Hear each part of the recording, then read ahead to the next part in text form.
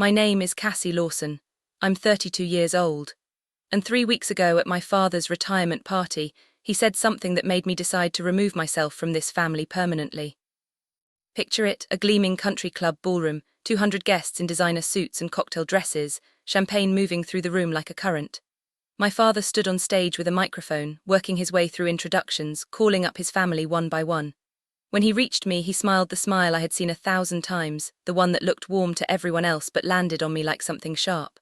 "And this is my daughter, Cassie," he said. "No degree, no future. Just freeloading off the family."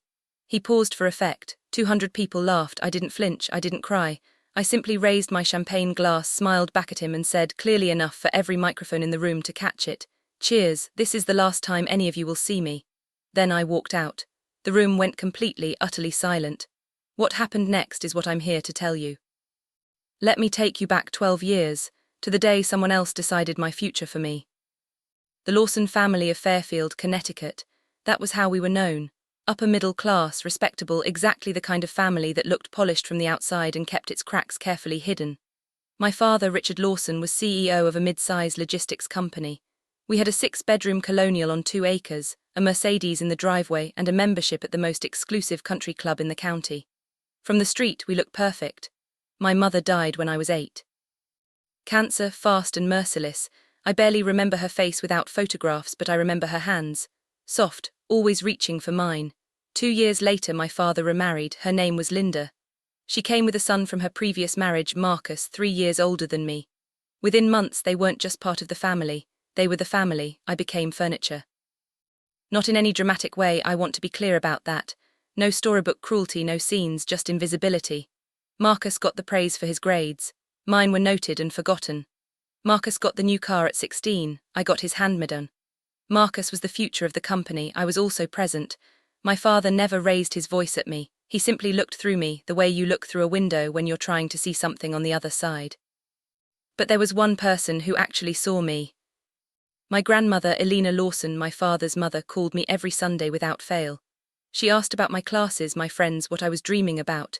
She would say things like, "You remind me of myself at your age, Cassie, underestimated, but I see you."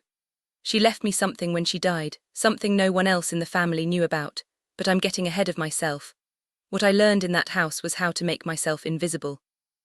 What I didn't know then was that invisibility would become my greatest advantage. The day my future was decided for me, I was 20 years old. Sophomore year, business major, 3.8 GPA. I had plans, a scholarship application for a summer program in London sitting on my desk, a future I could actually picture. My father called me home on a Wednesday. "Family meeting," he said. Those 2 words had never once meant anything good. I found him in his study, mahogany desk, leather chair, walls lined with the evidence of decades of accomplishment. Linda stood beside him, one hand resting on his shoulder, unified, decided. "Cassie," my father began, not looking up from his papers, "we need to make some adjustments as a family. Marcus has been accepted to the Wharton MBA program. It's an exceptional opportunity." My heart rate stayed level. I already knew exactly where this was going. "We can't manage both your tuition and his program simultaneously, so we've decided you'll take a break from school, just for now. Marcus's career benefits the whole family."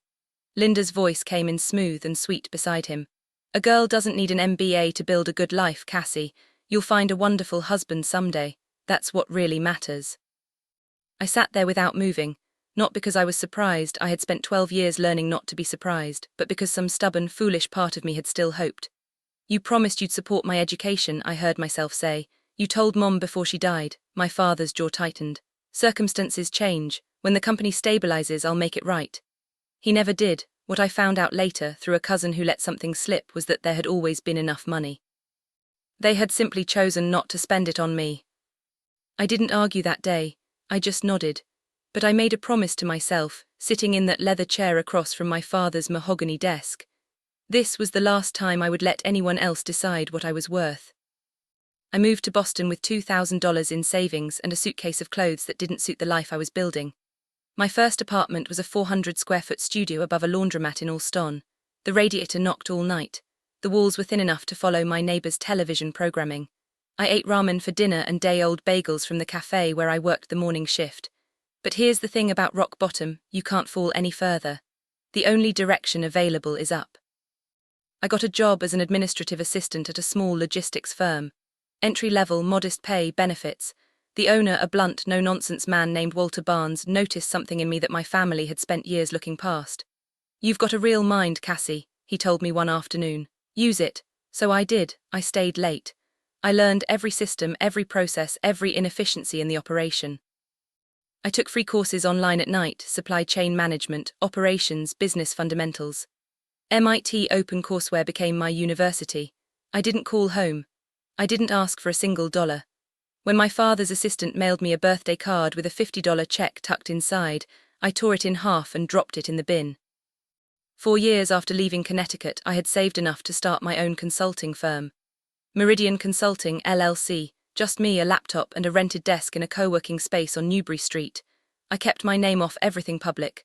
No LinkedIn profile, no press features, no personal branding. All business ran through the company name and my attorney. Why the secrecy? Because I knew my family. If they caught wind that I was succeeding, they would find a way to take credit for it or dismantle it. Some people build empires to announce themselves. I built mine in silence, because silence was the only language that family had ever truly taught me. Grandmother Alina died 2 years ago when I was 30. I flew to Connecticut for the funeral, sat in the back pew, and listened to my father deliver a eulogy about a remarkable woman who had devoted herself to family. The irony sat in my chest like something I couldn't swallow. At the reception, I kept to myself. Nobody seemed to notice I was there, which was exactly how I wanted it. 3 days later, my phone rang. An attorney I'd never heard of, Patricia Shaw, from a Boston firm specializing in estate planning. "Ms. Lawson, I represent your grandmother's separate estate. She established a trust in your name 8 years ago with explicit instructions that no other family member be informed of its existence." I nearly dropped the phone. The trust contained $800,000. "She also left a personal letter," Patricia continued. "Would you like me to read it?" I said yes, though my voice didn't quite sound like my own. "My dearest Cassie," Patricia read, "I know what they did to you. I know about the tuition, the promises, all of it. I argued with your father until I had no words left. He wouldn't hear me, he never does. This money is yours, no conditions, no strings. Use it to build the life you deserve, the life they tried to prevent. Remember what I always told you: don't let anyone tell you that you are not worthy. When they finally understand what you're worth, it will be too late for them to matter. I believe in you, I always have. All my love, Grandma Alina." I used part of that inheritance to expand Meridian Consulting. The rest I kept as a reserve, insurance for a day I hoped would never come, but always suspected might. That day arrived 3 weeks ago. Let me tell you about Meridian Consulting today. 15 employees, $4 million in annual revenue. Offices in Boston's Back Bay, the kind of address that earns you a moment's serious consideration before you've said a word. We specialize in logistics optimization, helping companies streamline their supply chains, reduce operating costs, improve efficiency, and carrier relationships. It isn't glamorous work. But it is profitable, and I am exceptionally good at it. Here is the part that would make you laugh if it weren't so painfully precise. One of our largest clients is Lawson Logistics, my father's company. They signed a 5-year service contract with us 3 years ago. We handle their route optimization, warehouse management, carrier negotiations, and operational consulting. The contract accounts for roughly 40% of their annual operational savings. My father has no idea.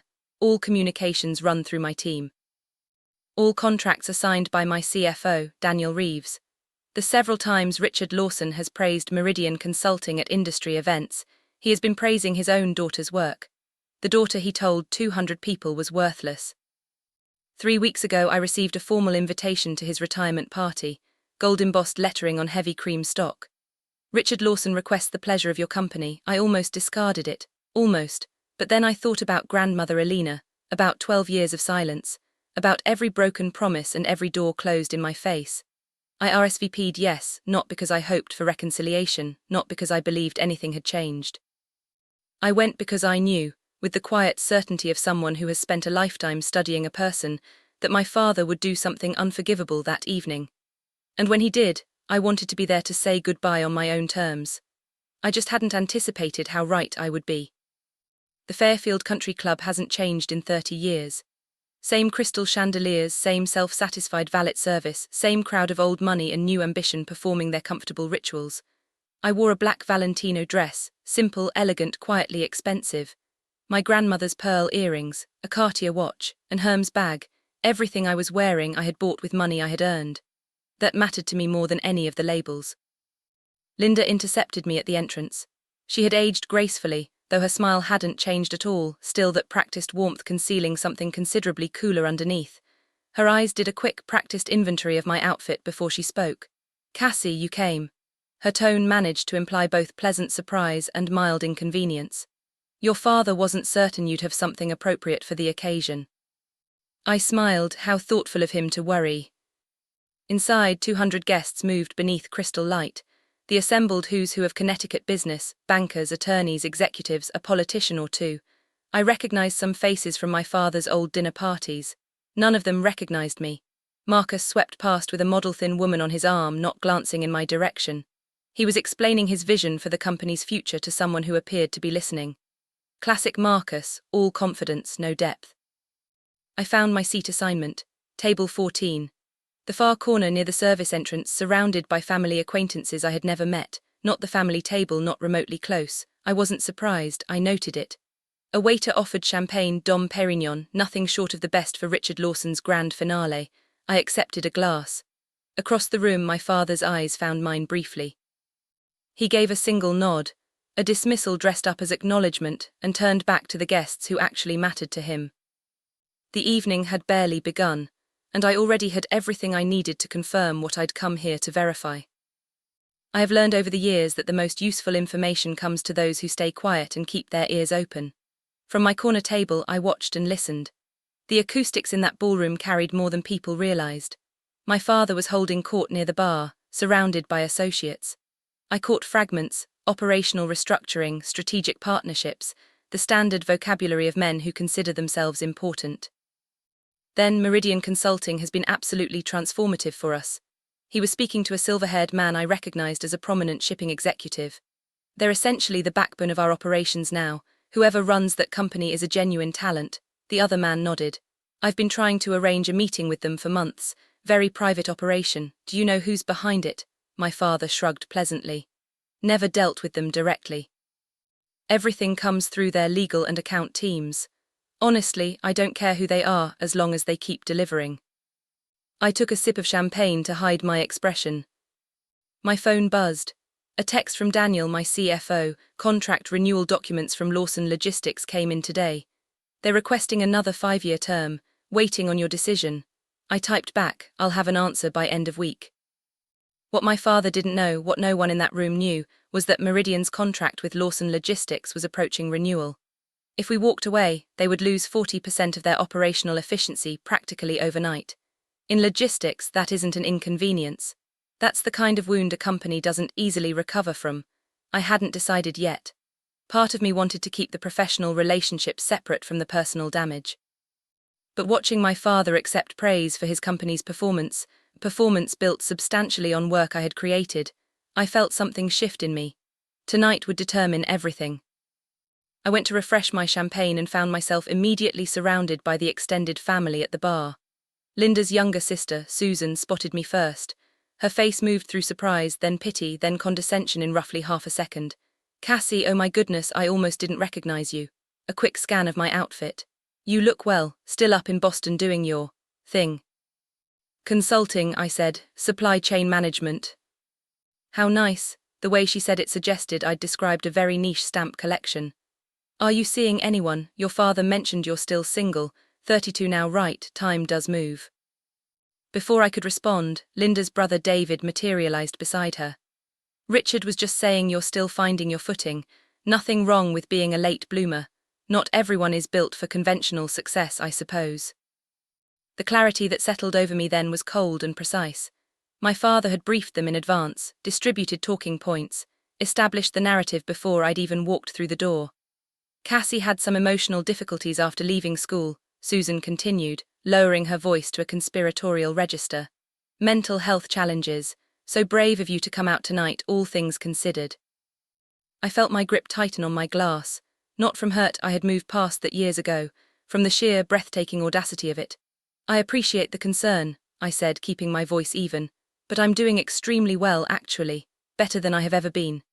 They exchanged the glance that people exchange when they've decided someone doesn't understand their own situation. I excused myself before I said something that would arrive too early. But a plan was taking shape, cold, clear, and entirely inevitable. Marcus found me on the terrace. I was looking out at the golf course, the September air cool, the first stars beginning to appear. His footsteps came from behind me. Well, well, his voice carried that particular weight of contempt he'd been refining since adolescence. The prodigal daughter. I didn't turn around. Marcus. He moved alongside me, close enough that I caught his cologne, expensive, almost certainly a gift from our father. Dad's about to give his speech. I wanted to make sure you weren't planning anything dramatic. Why would I? Because you've always been jealous. He said it with the confidence of someone stating established fact. The way you disappeared to Boston after the tuition decision, like some wounded animal who couldn't handle reality, you've never gotten over it. I turned then and looked at my stepbrother in his tailored suit, his watch, his carefully arranged hair. Is that the story you've been telling yourself? His eyes sharpened. I heard you started some kind of little company up there, playing at being a businesswoman. A short, dismissive laugh. How long before it fails? 6 months, a year, then you'll come home and ask Dad to sort it out. I won't. You will, you're weak, Cassie, you always have been. I could have told him everything right then, about Meridian, about the contract, about how his precious company's operational success was built on the work of the sister he had just called weak. I didn't, because some revelations require the right stage. You know what, Marcus, believe whatever makes you comfortable. I moved to step past him. But I promise you this, after tonight you're going to wish you'd treated me differently. His laugh followed me back inside. Dismissive, certain, completely unaware. None of them had any idea what was coming. The ballroom lights dimmed. A spotlight found the stage. My father climbed the steps to genuine, warm applause, the conquering hero of Connecticut logistics taking his final bow.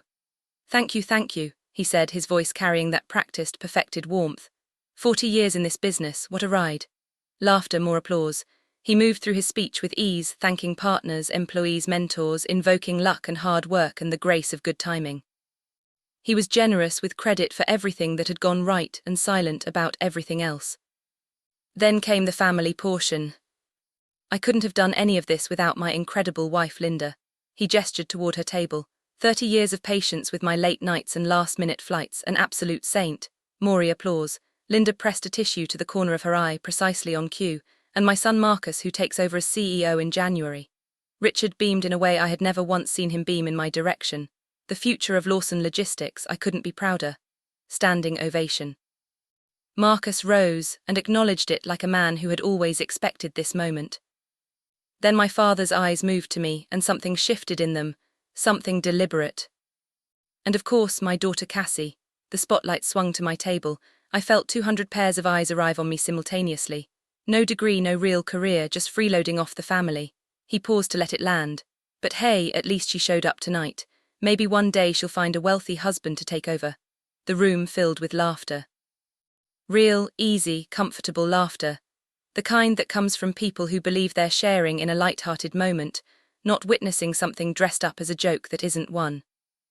I sat completely still, didn't flinch, didn't look away, didn't reach for the easy shelter of pretending I hadn't heard.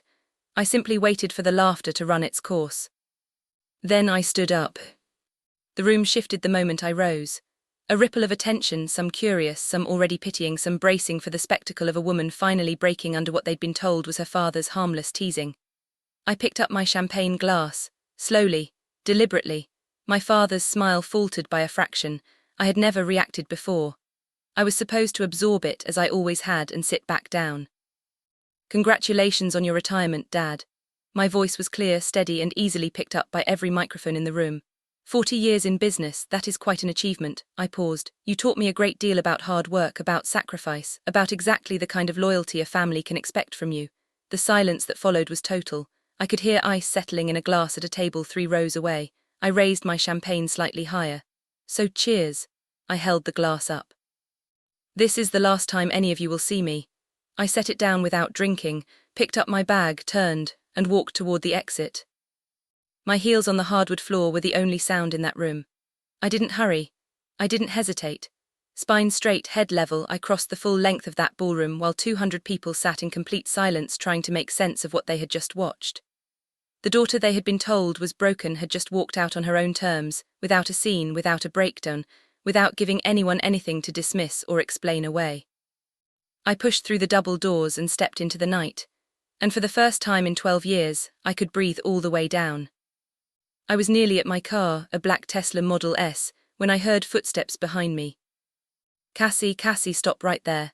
Linda's voice, sharp and stripped of its usual polish. I kept walking. What do you think you're doing? She grabbed my arm and turned me around. Her composure had cracked clean through. The careful mask was gone. Underneath it was something purely reactive. Do you have any idea what you just did? You humiliated your father in front of everyone who matters to him. I looked at her hand on my arm until she removed it. I humiliated him, I said quietly. I think you have that backwards. My father appeared behind her. His face carried the storm of a man who was very aware that 200 guests were probably watching from the windows and was calculating accordingly. Get back inside, he said, low and tight. Apologize right now. No. The word hung in the air between us with a weight I'd never allowed it before. This is not a negotiation, Cassie. I am your father. And you're telling me what, exactly? I cut him off, something I had never once done in my life. That I should go back in there and let you keep using me as the punchline, that I should smile while you tell 200 people I'm worthless. It was a joke. It was the truth of how you see me, and I am done pretending I don't know it. I opened the car door, my father stepped forward. If you leave right now you are finished, you understand me, no family, no support, nothing. I almost laughed. Dad, you cut me off 12 years ago, you just didn't have the honesty to say it out loud. I slid into the driver's seat. Tonight I'm saying it for both of us, goodbye. I started the engine and drove away. About 20 minutes outside Fairfield, I pulled into a rest stop and sat with the engine idling and my hands still on the wheel. For a long moment I did nothing but breathe. In, out, the kind of breathing you do when something enormous has just left your body and you're trying to figure out what shape you are without it. The morning after the party, I woke up in my Boston apartment feeling lighter than I had in years. But I knew it wasn't finished. Families like mine don't release their grip gracefully. They regroup, they spin, they construct the version of events that places them as the reasonable ones. They would paint me as the villain. What they didn't know was that I had something they couldn't narrativize their way around. It started with text messages. Not from my father, he was too proud for that. From cousins, from aunts, from family friends who had not crossed my mind in years, suddenly arriving in my inbox with expressions of deep concern. Cassie, I heard about the party. Your dad says you're going through a difficult time. Do you need anything? Susan told me you had some kind of episode. We're all so worried about you, sweetheart. Your father loves you. He just has a funny way of showing it sometimes. Maybe if you apologized and came home, things could get back to normal. The story was already written and being distributed. Poor Cassie, unstable, troubled, finally snapped under the pressure of her own failures. Richard Lawson, patient father, doing his gentle best with a daughter who had always struggled. That was the narrative, and it was already moving. What they didn't know was that I had already decided exactly what came next. I didn't respond to a single one of them. Then came the more interesting call. Tuesday afternoon, a Connecticut number I didn't recognize. I answered anyway. Ms. Lawson, this is James Crawford, partner at Lawson Logistics. The voice was smooth, professionally measured. I'm calling on Richard's behalf. He'd like to explore the possibility of mending fences. A brief pause. Between us, there's been some concerning chatter recently about your connection to certain business partners. Probably nothing. But Richard thought it was worth clearing the air. I went cold and still. What kind of chatter? Something about our consulting partners at Meridian. Someone believed they'd spotted you near their offices once. Almost certainly a misunderstanding. My mind moved quickly. How, who had seen me and when? I'm not sure what you're referring to, I said, keeping my voice entirely neutral. But please tell my father I have nothing to discuss with him. I hung up. They were getting close, closer than I'd realized. It was time to stop waiting and start moving. While I was fielding concerned texts in my Boston apartment, my father was managing a different kind of crisis back in Connecticut. I learned the details later, much later, but I've pieced together what happened in that boardroom well enough to tell it. Richard Lawson walked into what should have been a routine quarterly meeting. His CFO looked like a man who had rehearsed very bad news and still wasn't ready to deliver it. "We have a situation with Meridian Consulting," the CFO said, sliding a folder across the table. "Their contract comes up for renewal in 6 months. They haven't responded to our extension offer." Richard frowned. "Send another offer, increase the terms." "We've tried 3 times. Their legal team keeps saying under review." The CFO shifted in his seat. "We've also attempted to reach their executives directly. No one at this company has ever actually met Meridian's ownership.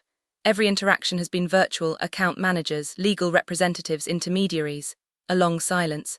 "If they walk away," the CFO continued, "we lose 40% of our operational efficiency within 60 days. Finding a comparable replacement would take 18 months minimum, and that's optimistic in this market."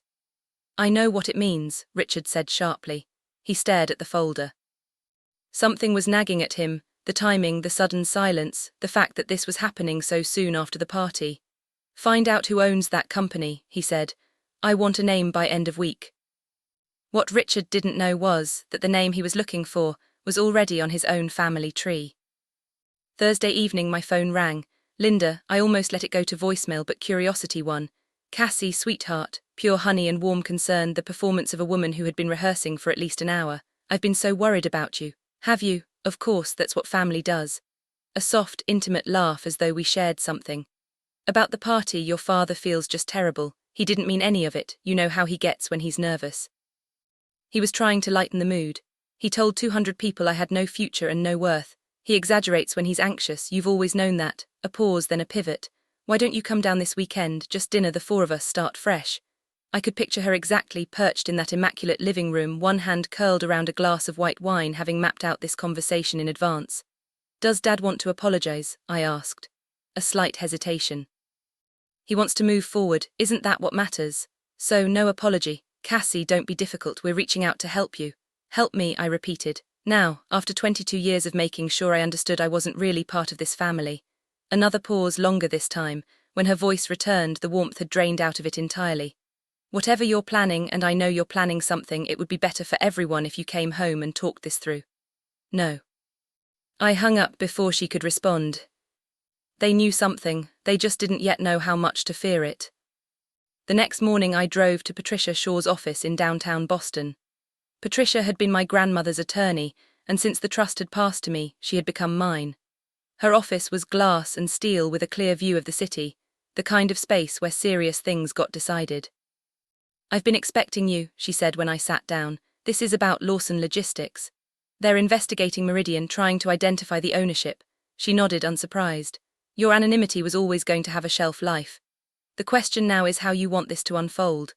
She spread documents across the desk, the Meridian contract with Lawson Logistics, every clause and renewal term, the trust fund paperwork, the company incorporation filings. "Your contract includes a standard 30-day termination provision," she said, pointing to the relevant section. "You can exit for any reason, no penalties, no legal exposure." She looked at me over her glasses. "And your grandmother's trust is completely separate from the Lawson family estate, legally unassailable. Richard has no claim to any of it, regardless of what he tries." She paused. "Elena made absolutely certain of that." I stared at the papers. Every line was clean. Every document was ironclad. "What did she say when she set this up?" Patricia's expression shifted to something softer. "She said, one day Cassie is going to need leverage. When that day comes, I want her to have it." I blinked. "She also said something else," Patricia continued. "Tell her not to be cruel about it, just be honest. Sometimes the truth is enough punishment on its own." I nodded slowly. The truth it was. That afternoon I sat with Daniel Reeves, my CFO, in Meridian's conference room. Daniel had been with me since year 2.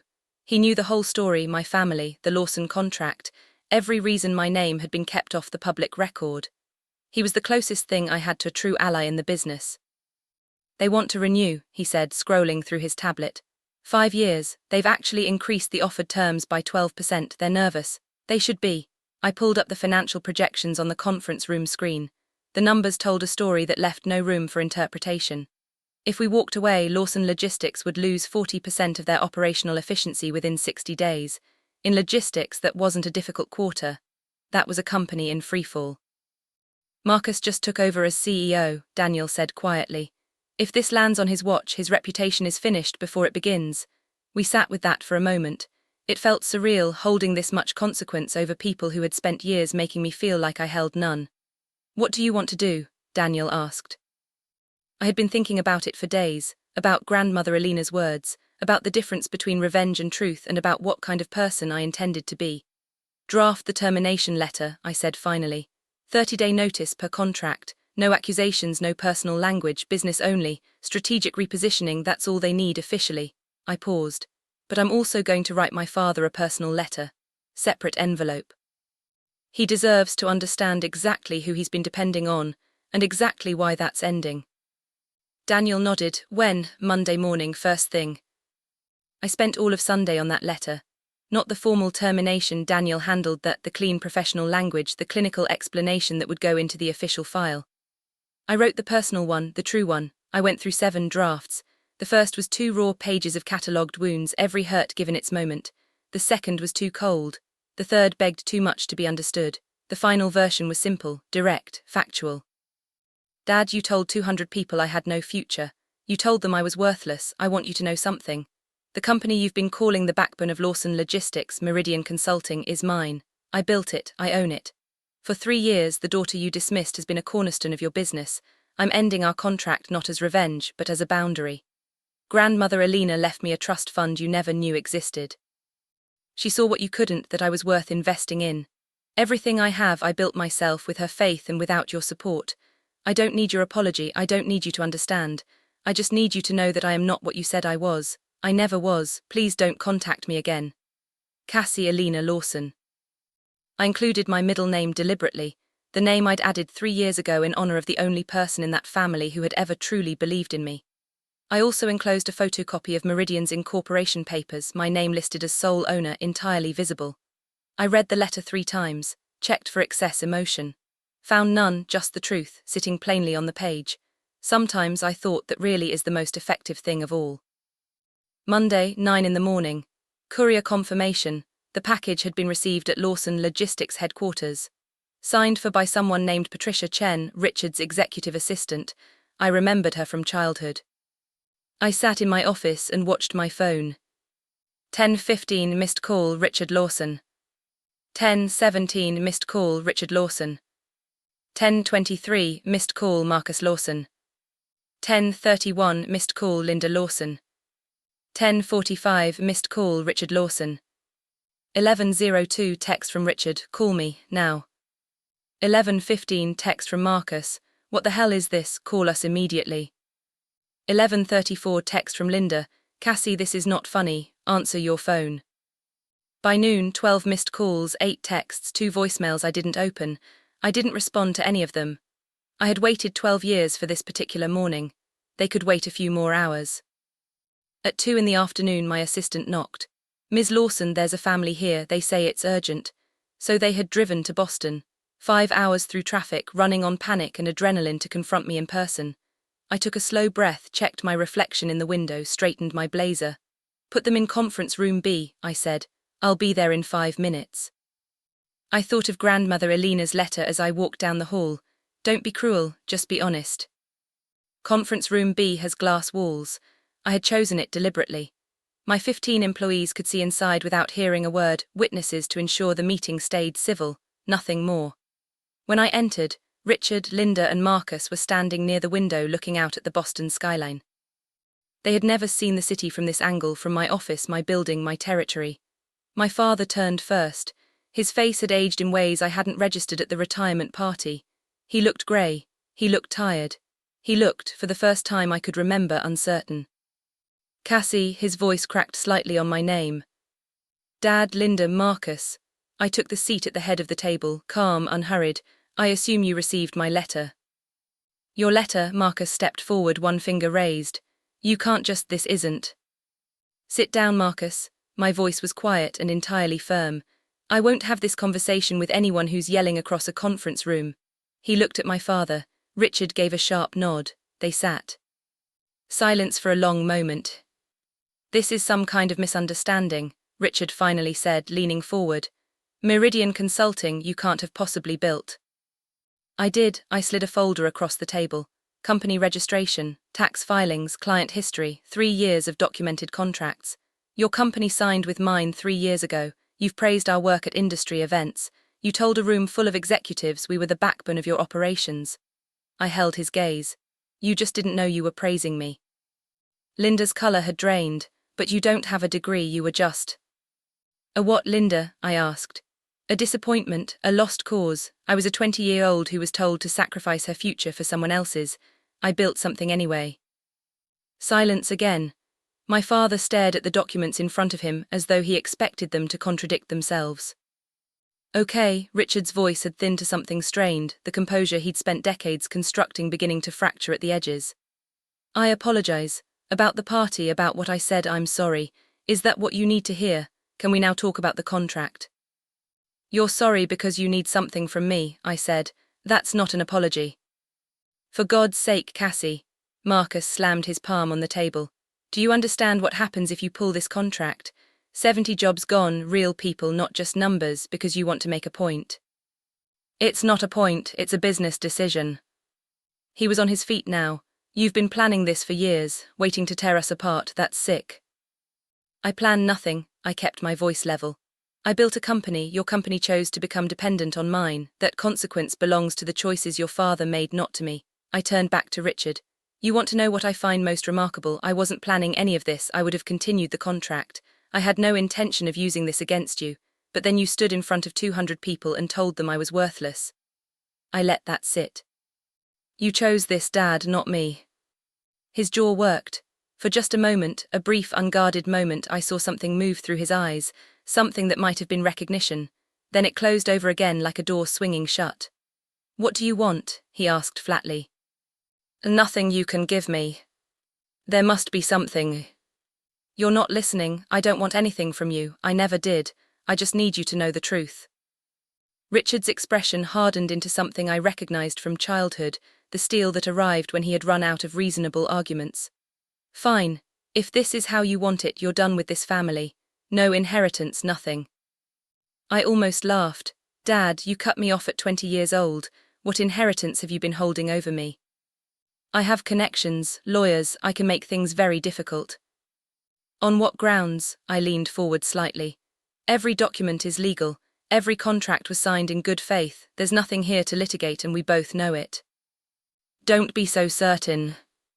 I'm certain, because my attorney, who was also grandmother Alina's attorney, has already reviewed every possible angle.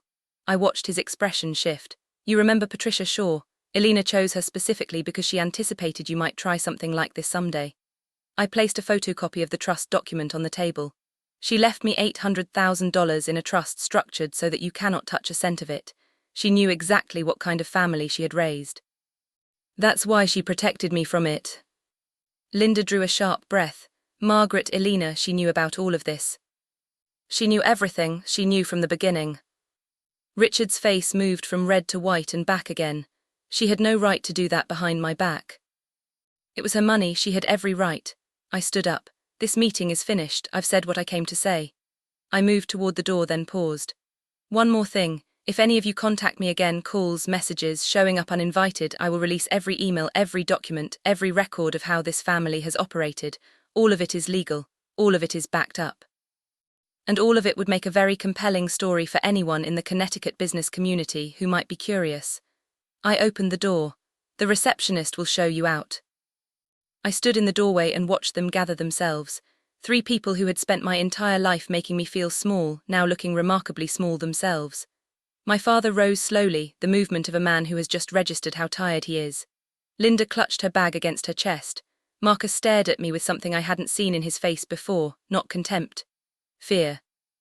This isn't over, Marcus said. Yes, I said, it is. Linda's lower lip trembled. Cassie, please, we're family. We share blood, Linda, that's all we share. I held the door wider. I'm not asking for an apology, I'm not asking for reconciliation, I'm setting a boundary. Don't contact me, don't mention me to your colleagues or your friends, just let me go. My father stopped in front of me. We looked at each other, father and daughter, 2 people who happened to share a name. You really hate us that much? He asked, barely above a whisper. No, Dad, I met his eyes steadily. I don't hate you at all, that's what you don't understand. I just don't need you anymore, and that's something you're going to have to learn to live with. He had nothing left to say. They walked out through the lobby, past my employees who were carefully pretending to be occupied with other things. The glass doors closed behind them. I went back to my desk, opened my laptop and returned to work. 1 week after that meeting, I received a call from someone I hadn't spoken to in years. My Uncle Robert, my father's younger brother, the artist, the one the family had always written off as a dreamer. I hadn't seen him since my mother's funeral. His voice was older and rougher than I remembered. "Cassie, I heard about the party and what happened at your office. Word moves fast in a small community." He paused. "There's something you need to know, something I should have told you a long time ago." I sat down. "I'm listening." "When your father said the family couldn't afford both your tuition and Marcus's program, that was a lie. And not just because there was money available." He exhaled. "Your mother set up an education fund for you before she died, enough to cover 4 full years at any university in the country. She wanted you to have choices, Cassie, real ones." He stopped. "Richard drained it, used it for Marcus's MBA, then told you there was nothing." The room tilted. I gripped the edge of my desk. "Why didn't you tell me?" "Because I was afraid of Richard, we all were." His voice cracked. "Elena, your grandmother, she found out. That's why she set up the trust. She couldn't recover your mother's money, but she could make sure Richard never took anything else from you." I thought of Elena's letter. "I know what they did to you." She had known from the start. She had known everything. 2 months after I terminated the Meridian contract, the consequences became visible. I wasn't trying to monitor what happened to Lawson Logistics. I was genuinely trying to move forward with my own life. But in the Connecticut business community, news, particularly bad news, travels with remarkable efficiency. The company announced a 20% workforce reduction, 70 employees laid off before the holidays. The official press release cited market conditions and strategic restructuring. Everyone who knew anything understood the real story. Their most essential consulting partner had walked, and they couldn't absorb the loss. Marcus, barely 3 months into his tenure as CEO, was already facing board questions about his leadership. Richard came out of retirement to assist with the crisis management, the triumphant exit he had choreographed, the legacy he had polished, crumbling under the weight of what he had set in motion. But the real damage was to their reputation. Not from me. I kept my mouth shut, completely and deliberately. But 200 people had watched Richard Lawson publicly humiliate his daughter at a retirement party. And when those same 200 people learned that the daughter had quietly been the most important business partner his company had ever contracted, the conversation started. "Did you hear about Richard Lawson? Mocked his own daughter in front of everyone. Turns out she was keeping his operation running." In Connecticut business circles, reputation is the currency that matters most. And Richard's had begun to collapse. A former colleague told me months later that at an industry dinner, Richard sat largely alone. No one wanted their name associated with a man who had publicly dismissed the daughter who had secretly been his backbone. I didn't feel triumphant when I heard that. I didn't feel vindicated. I just felt tired in a way that was also underneath it, something like relief. Grandmother Elena had been right. The truth had been punishment enough. I hadn't needed to do anything else. The truth had managed entirely on its own. 6 months after the party, I sat in a therapist's office in Beacon Hill. Not because I was falling apart, because I was finally ready, after years of deferring it, to begin putting myself together properly. "You don't seem like someone who needs therapy," Dr. Patel said during our first session. "Everyone needs therapy," I replied. "I'm just finally honest enough to admit it." We talked about the years of invisibility, about building success in deliberate silence, about the strange, specific grief of cutting ties with people who were supposed to love you but never quite learned how. "Do you regret what you did?" she asked. "No," I said, and I meant it completely.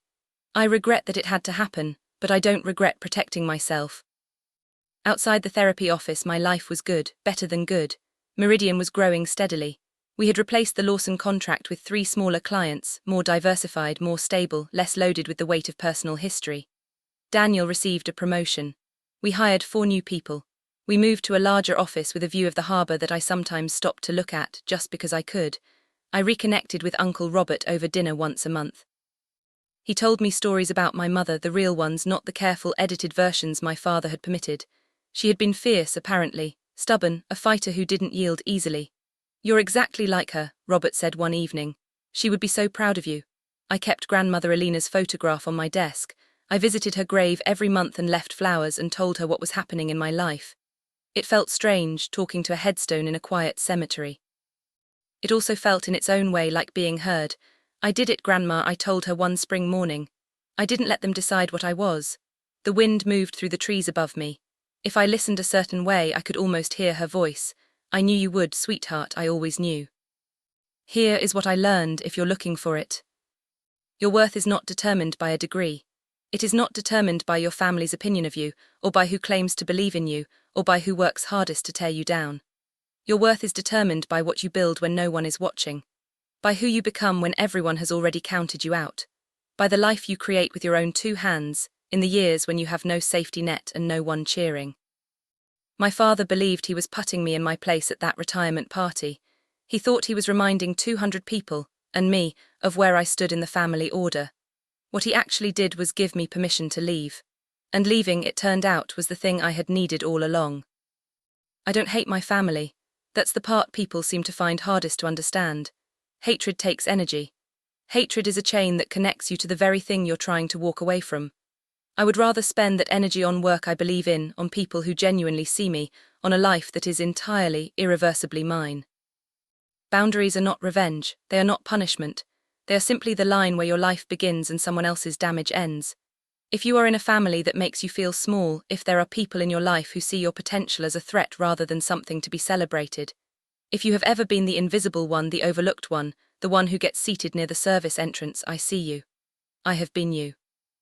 And I can tell you from the other side that there is a life waiting beyond the door you've been afraid to open. You are not what they said you were, you never were. You are so much more than they ever allowed themselves to see.